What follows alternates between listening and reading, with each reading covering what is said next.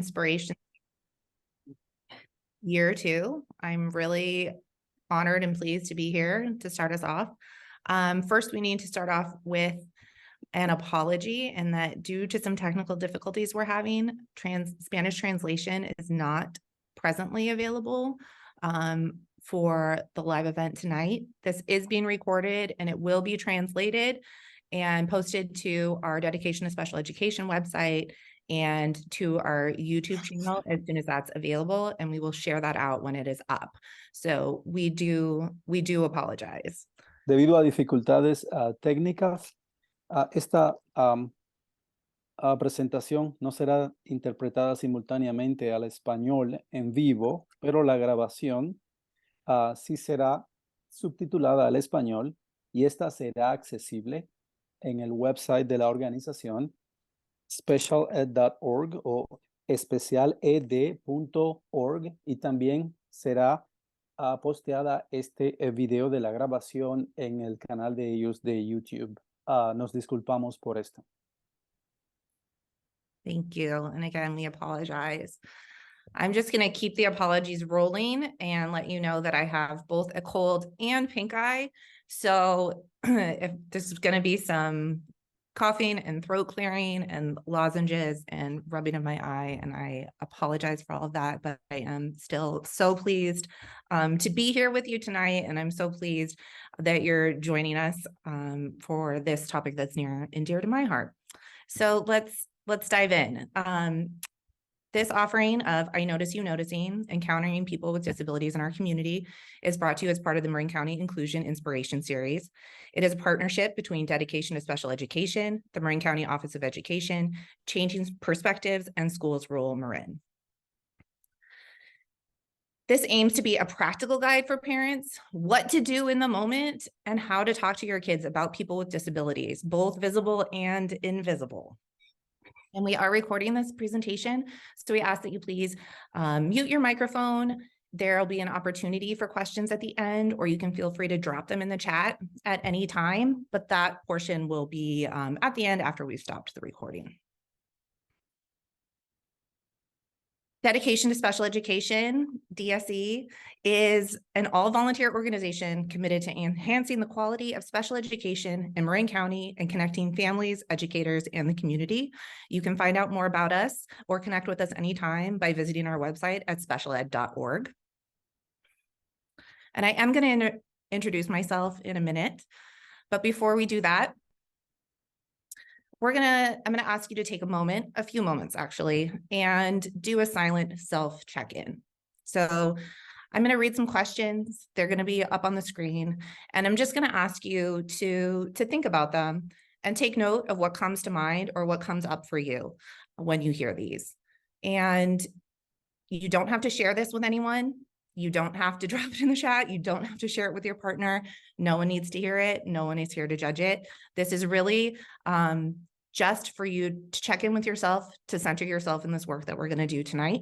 And because we are all people walking through the world with our own experiences, feelings, thoughts, challenges, it's good to take a moment from time to time and to check in with where we are, how we're feeling, and what we're bringing to things. So if you would please indulge me, please take a moment to think about, what are your experiences with the disability community? Are you impacted by a disability? Is anyone in your family impacted by a disability? Does your child attend a class that is integrated?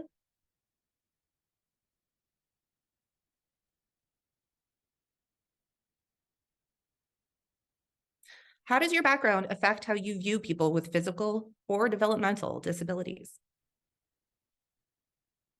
And take note if your reaction is different to the word physical disability or developmental disability.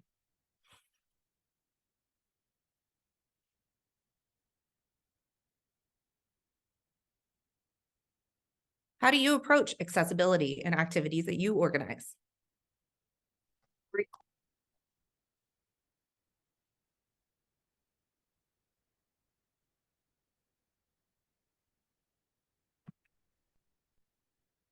What do you think of when you hear the term special education?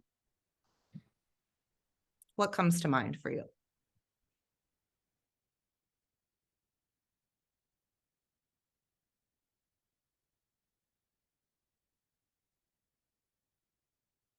Thank you for doing that. Why is it important to talk about disability? 61 million adults in the United States live with a disability. To put it another way, 1 in 4. So if you thought to yourself that you don't know anybody with a disability, chances are you do, and you may not be aware. And it's certainly much more likely, even if you don't currently, at some point in your life, you will. And so will your children. There are nearly 4,000 students receiving special education services in Marin County Public Schools right now, all throughout the county.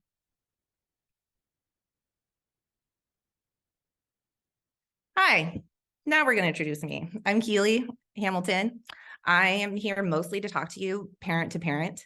I, like all of us, wear a lot of hats.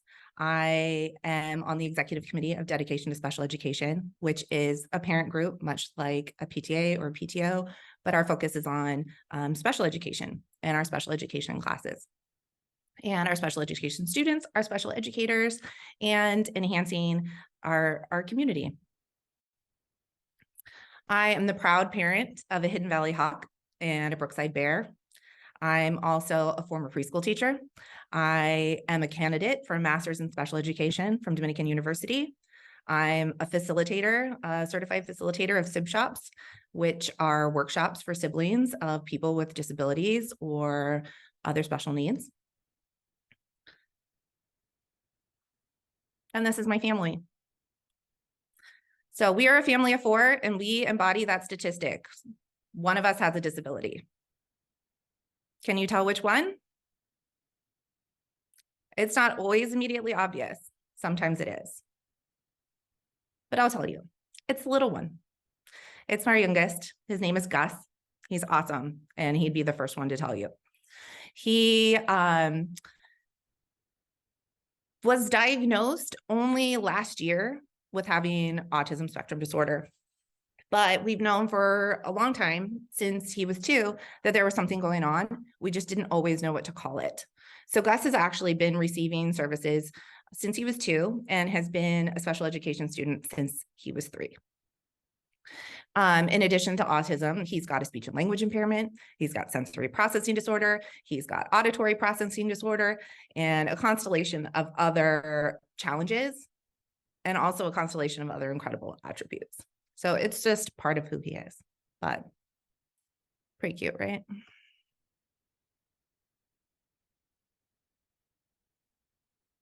Has this ever happened to you? Has your child ever embarrassed you in public?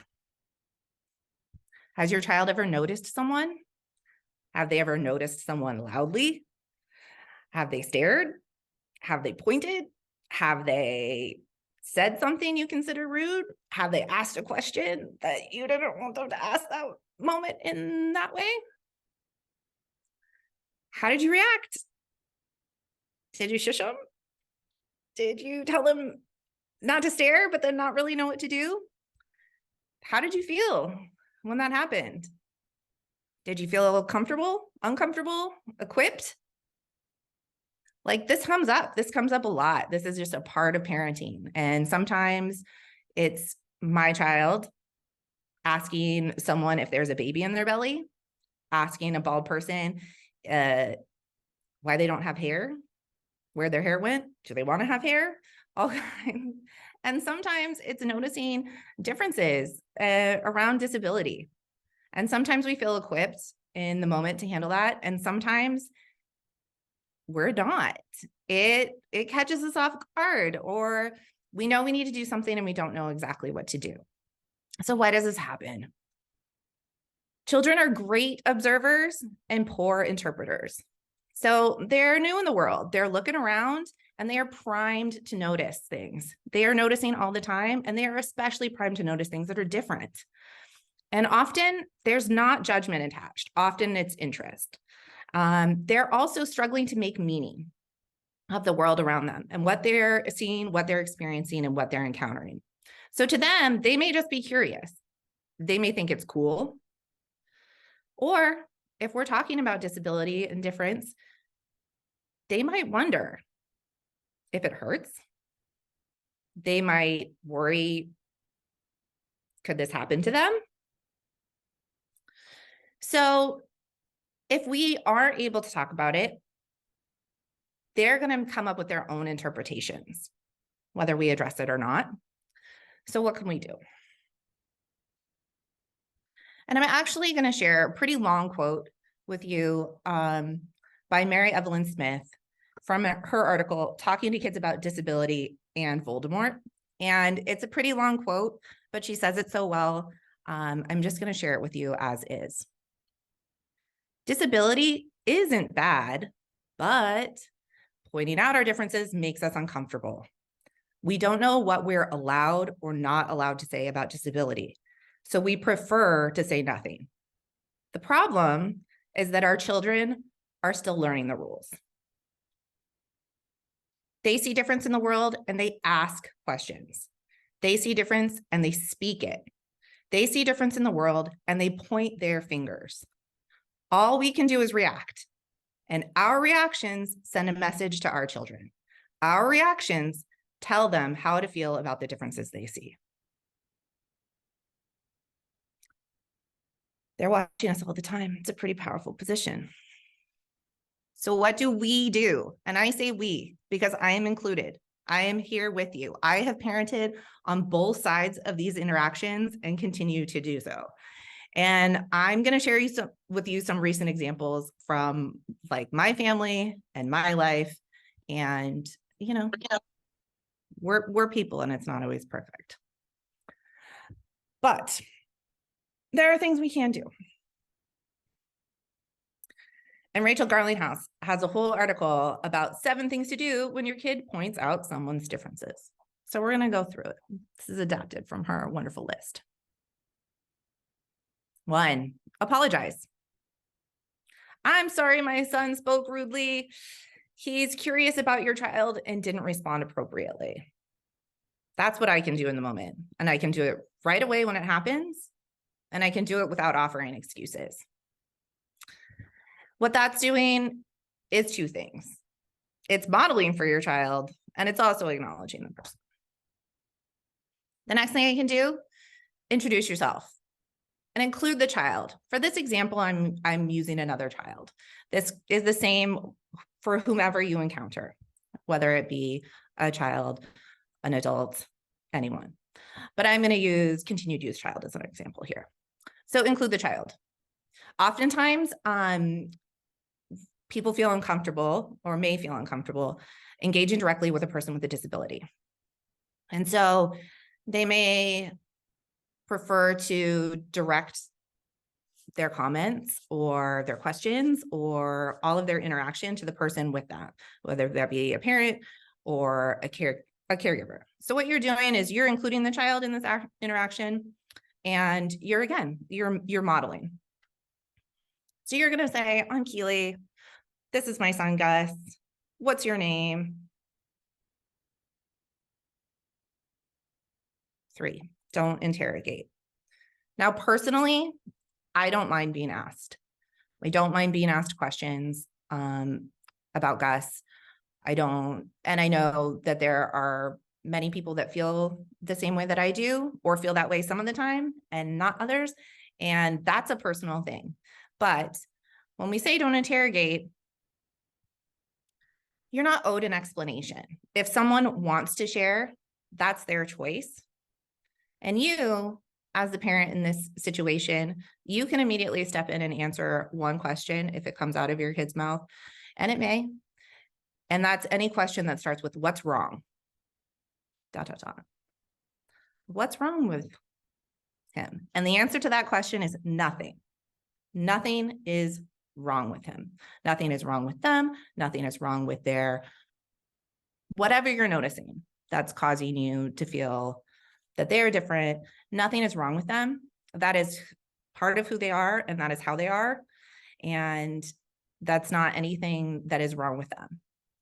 So you absolutely can step in and field that one. 4, treat the child like a person because they are a person. Smile, make small talk.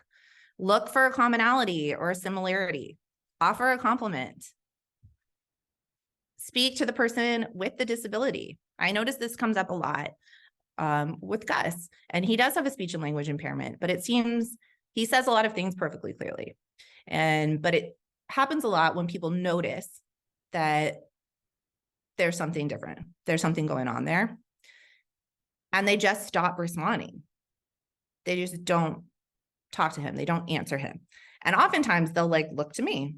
And so this happens, you know, in situations with kids where I'm there to scaffold and it's fine, but it also happens a lot with adults, and it happens in public. It happens when he walks in and asks if they have cookies and cream, ice cream. And then they look at me and I'm like, I don't know, do you have cookies and cream ice cream? Like, you can answer him. He's just talking. So those are all things that come up and happen that we can do in the moment. But then there's more to it. After this has happened, you need to follow up with your child privately. Okay, but how, right? These are uncomfortable things sometimes, and sometimes we don't know how to address it. So,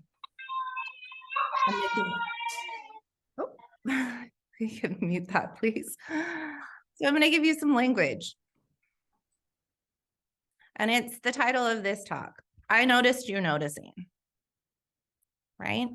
And why are we using that language? Because it works in a lot of ways. One, noticing is non-judgmental. It's okay to notice. But what we're going to teach is that we're going to ask questions or we're going to make comments later. Not in front of that person if it's not going to feel kind to that person. And also, you can say, I noticed you noticing, because that person probably also noticed you noticing. And it's okay. You might not know how to explain some of these things. And it's okay to not know how to explain a lot of these things. I live some of these things and it's hard to explain. It's hard to explain to my other kid about my kid with autism sometimes. But when we engage in what we're doing, even when we don't know the answer, is that we're teaching openness, and we're teaching that our kids can come to us. They can talk to us about things that maybe are challenging or uncomfortable, or that we don't exactly know how to talk about. So I noticed you noticing. It's a pretty good line. Use mishaps as teachable moments. And this goes for both you and your child. We are all lifelong learners. This is going to happen. Kids will be kids. And you can own it. It's a pretty powerful thing to apologize to your child when you've done something wrong. So if you shush them in the moment because that was a knee-jerk reaction, you can apologize for shushing them. You can admit it when you think you've handled something poorly. And it's pretty powerful to share. If you're one of those people, I'm one of those people that's like later at night, you're like, I wish I had said this. And you know, the perfect line comes to you later. Those kind of moments are great things that you can share with your child. And you can say, you know what? I thought of something and I wish that I had said in the moment, or I wish I had done this, or I wish I had handled it differently. I wish I had done this instead. But also you can just share with them some suggestions of what they could do differently next time, or what they might try if they were in a situation like that. Again, evaluate your own relationships. So much in the way that when you're thinking about baby-proofing your house, they suggest that you like get down on your hands and knees and like crawl around and take a toddler eye view of your surroundings. Sometimes we have to take a step and look at our lives. Look at who do we encounter and who do our children encounter?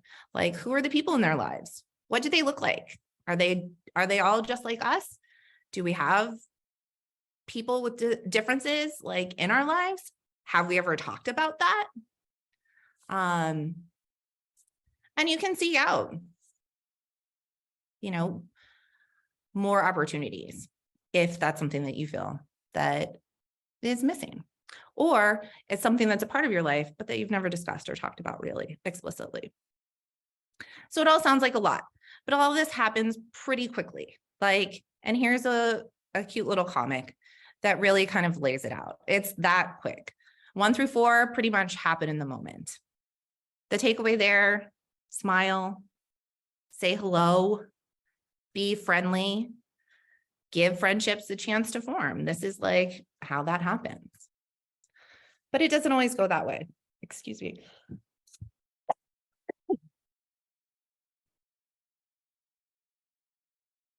And I'm going to share 2 recent experiences. Both of these happened in the last 6 months. And the first, pardon me, is we went out to ice cream after Gus's baseball game, my youngest son, my son with a disability, after his baseball game. And yes, he plays baseball. And my husband's up at the counter trying to get the order. I'm trying to get the kids to wait as patiently as they can for their ice cream to come. And they're all excited and sit down. And a person in a wheelchair, an adult woman in a powered wheelchair, comes into the ice cream shop. Now, Gus is a super friendly guy. And he immediately jumps up to say hi to this person and gets in front of them and says, he's like, "You could be on my baseball team. Do you want to be on my baseball team?" And this was not well received, right? So I interject as quickly as I can. And all I do is I apologize. I say, "Sorry." I get Gus out of her way and say, "I hope she has a nice afternoon," right? So in that moment, that person did not want to have anything to do with us. And all I did was apologize. Now, I could have come and I could have said, "Oh, but this is my son and he has a disability and we struggle with social interaction and he's excited and he just played baseball on a team that's for kids with disabilities. And there were 3 other people out there in wheelchairs. And so he saw you and he's trying to be inclusive." And all of that is true. I know that. And of course I see where Gus is coming from, but also that person was not interested and that was okay. So later, I'm not going to maybe have the same kind of conversation with Gus that I would have with my typically developing 9-year-old about the same kind of interaction.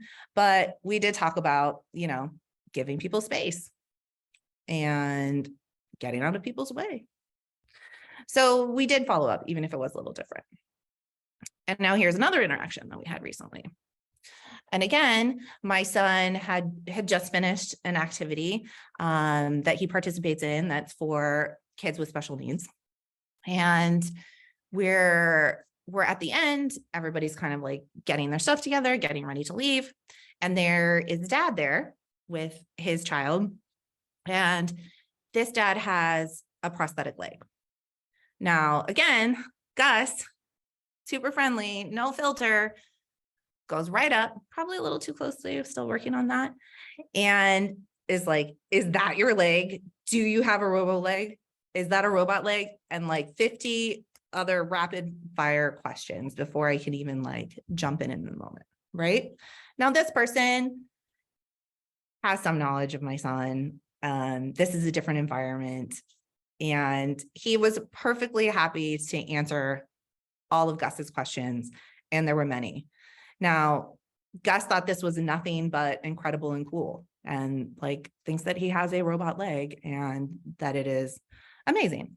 And he's not wrong. But, the takeaway is the same. So as I'm trying to make eyes with this dad and be like, "I'm sorry, is this okay?" And it was. And so that interaction was able to continue because that person felt like they wanted to share. They were okay with it. And I was there to help enforce those boundaries where they came up. And then at the end, all we could do was thank him and move on.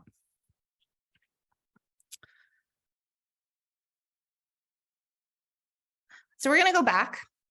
These are the same check-in questions that I asked you to think about at the beginning. And I'm bringing them up again because we are a part of a process, and what we think, what we feel, and how we react are a part of this. And we don't often think about things that we don't have to until we are confronted with them. And when we only confront them or think about them in the moment when we are confronted with them, it doesn't leave us well equipped in that moment to deal with it. So it's good to reflect on this and to check in on it from time to time and think about where you are and why you're there, because silence is a message. You're teaching your kids all the time, and you are teaching them whether you were talking about something or not. You teach them by talking, and you teach them by not talking about it. So if this is not something that you ever discuss, if you notice them noticing and never follow up, if you notice them noticing and never explain or offer an opportunity to ask questions, then you're teaching them that this is something that we don't talk about, that is not to be talked about, and that maybe it's not okay. And one of the questions that I asked, which is, what do you think of when you think of special education? I bring that up for a couple of reasons. And one of which is a story that my mom recently shared with me. And my mom couldn't be a more proud, involved, wonderful grandmother to all of her grandchildren with and without disabilities. But my mom was sharing how she thinks where we are and what we do is pretty incredible, because when she went to school, there was a classroom at her school, and it was separate, and it was kind of far away, and those kids arrived on a bus, and we never knew what went on in that classroom, and we always kind of wondered, but we knew that you couldn't ask, that it was not okay to ask, and that we didn't talk about it. So no one ever told my mom that, don't wonder about this. You can't talk about it. Don't ask questions. Nobody ever gave her that explicit message as an elementary school student, but she got it. She got that based on the interactions around her, based on the reactions that people had, what she observed, and what she interpreted as a young person figuring out the world. And I asked that question also because so many people in my life, people that know me, that know my family, that have nothing but good intentions, people that are acquaintances and neighbors and friends, have said to me, "Oh, I don't know anyone in special education." And I'm like, I don't know anybody with a disability. And I'll say to them, "You know Gus?" And they were like, "Oh, no, but not like that." "Oh, yeah, I know Gus, but not like that." And I was like, well, Gus is, he's 7.5 now, and he's been in a special day class since he was 3 years old. I was like, he is the absolute definition of a special education student. There's not one definition of a special education student, but he absolutely is one. And so even though he is someone that when you interact with, it doesn't take long to discern that there's something going on there, that there's an impairment. It doesn't take long of talking with him before you recognize that his speech can be different, his language is different, and that he acts differently. It's not impossible to tell. But he doesn't meet what they have in their vision of a person with a disability or a student in special education. And he is both of those things. So you're obviously a kind and considerate and concerned parent, and you're here tonight. So thank you. So you're already doing a lot, but what else can we do? I'm, all right. Now that you're aware of it, take notice of it. Consider disability. So we don't only need to talk to our kids about it when it happens, and we don't only need to talk about it in relation to a person. So take notice, be aware of accessibility and point it out. Like if you're playing on a playground and it has an accessible swing, point it out. Do you know what that's for? Do you know why that's there? They probably don't. I didn't until somebody pointed it out to me that that's what that was. And I was like, my kids love playing on that thing. If you're watching events and they have interpretation of any kind, oh, point it out. Oh, that's cool. Like often when you're watching like sporting events or any kind of broadcasted thing like that, there might be an ASL, a sign language interpreter up there, like point it out.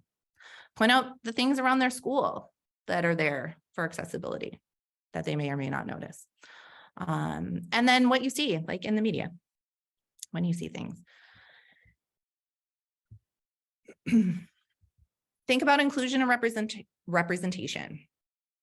Is disability awareness, neurodiversity, social emotional learning, self-regulation, are these things that are talked about at your school? Are they things that come up? Are they focused on? Are they part of the DEI, the diversity, equity, inclusion initiatives that are happening in many of our schools? Is there any representation of people with disabilities in materials, in lessons that you're seeing, in books that you have in your classroom or your library? And if you're more interested in that, I'd refer you back to the recording of using children's literature as a tool for disability awareness, which was one of the Marin County Inclusion Inspiration Series presentations from last year. And the recording is still available. And there's a lot of great resources there. It's a great way for anyone, really, and a really great and comfortable way to explore lots of different things is through books and literature and talking about them. And then do you consider it? Do you consider it in events that you plan personally, events that you plan for school? Are they accessible? Are they appropriate? Do you take into account any sensory needs or the environment, lights and sounds? Do you take into account it in the information that you provide for things that you do? This comes up a lot for me and my family. If it's an event that we've never been to and we don't really know what it is, we're always really hesitant to bring Gus, because can we adequately prepare him? Is that environment going to be safe? Is it going to be contained? Is it going to be a crowd? Am I going to be able to find my kid? Am I going to lose my kid in the crowd? Like, what's the supervision going to be like? Is he going to be a problem? Is he going to be overstimulated? Is there anywhere that he can go to escape the noise? Is he going to have to wait a really long time? Is he going to have to like stand around and wait and not understand? These are all things that I don't think about for my typically developing 9-year-old, but I do think about for his brother. And when it comes to events at my older son's school, the first year of many of these events, we went and we left Gus at home with the sitter or with Grammy until we could like suss it out and be like, what is this? Is this even going to be appropriate or safe? Or is Gus going to be disruptive? Is this something we could even bring him to? But my boys go to different schools. And part of the reason they go to different schools is because Gus isn't in a special day class for special education. So when events come up at his school and it's the first time, I can't really go without him. And yeah, I can try to reach out to parents if I know them of who've been there before, but you know, this is good information even for people who just we haven't really been having a lot of these events the last few years because of COVID. So it's something to think about. Could you provide a little more information? Could you provide pictures of a past event? Could you give more of a lay of the land and lessen that burden for people to figure that out in all kinds of ways for themselves? So you don't always, always know, and you're not always going to know if a child or a caregiver has a disability and how it will affect them. So if you're able to even consider it at all, that's like taking a pretty big step.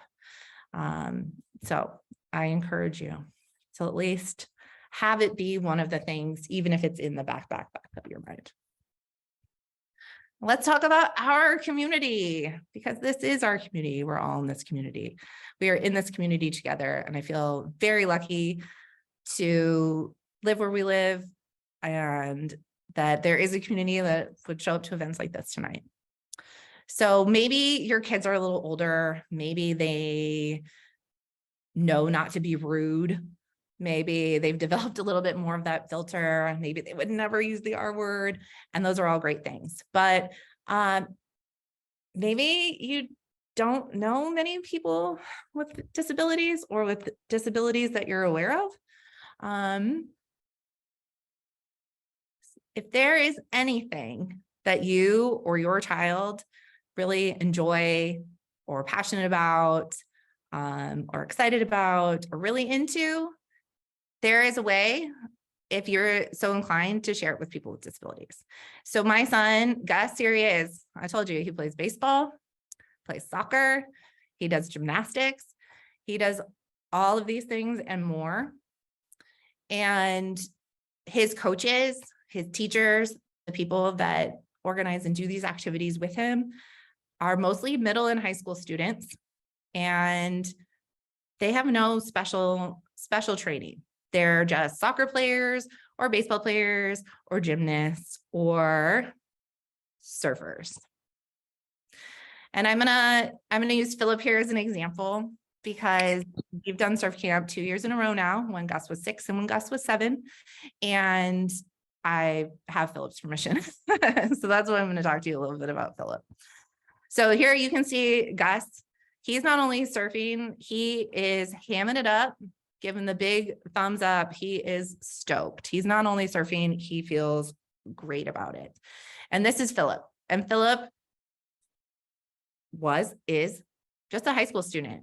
And he is 100% the reason that Gus is a surfer. Philip made Gus a surfer, and he loves to be in the water. And Gus had been doing it each of the couple days, but it was only when he worked with Philip that it came together, and he is standing and riding wave after wave.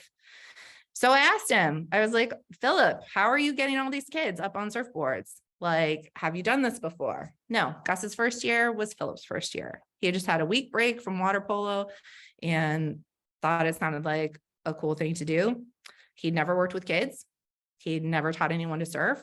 And so I'm like, what are you doing? How are you doing this?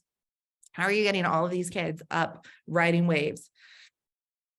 And his answer was like, he's like, oh, I don't know. I just did how my dad taught me. I just did how my dad showed me. So a lot of it, we can really get in our own way and think that we need special skills, special training, that we don't know how to deal with any kind of sort of disability, name it. But really what it comes down to is kids are kids, and they've all got their own constellation of attributes and challenges. And really what's most important is a willingness to get out there and give it a shot, give it a try. Here's my guy one more time. And here he is participating in the move-a-thon at his school and having a great time, rocking that bear shirt with pride and the sweatband, full of stride, and having a great time. And I point this out because so much of what happens at school, parents make happen. And I know, because I got to do so much of it for my older son. I've been on the PTO and I've helped with all of those things. And this is just another event that's put on, by the parent community for their school. And Gus is out there and he's having a great time because his special education class was included, right? And it didn't look the same for everyone in his class, and they participated in different ways and how they were able. The point being is that they were given the opportunity. And Gus's shirt says it all. So when you have the opportunity, be inclusive. It's worth it. It's worth it for all of us. So thank you. Thank you for spending your time with us tonight. And this is the end of my presentation. We will stop the recording. You are free to go. If you have any questions and you want to drop them in the chat, or if you want to hang back and answer them, I'm only a parent and not an expert, but will do my best. And if you'd like to connect with us with Dedication to Special Education to see more of what we do, you can always find us at specialed.org. Thank you.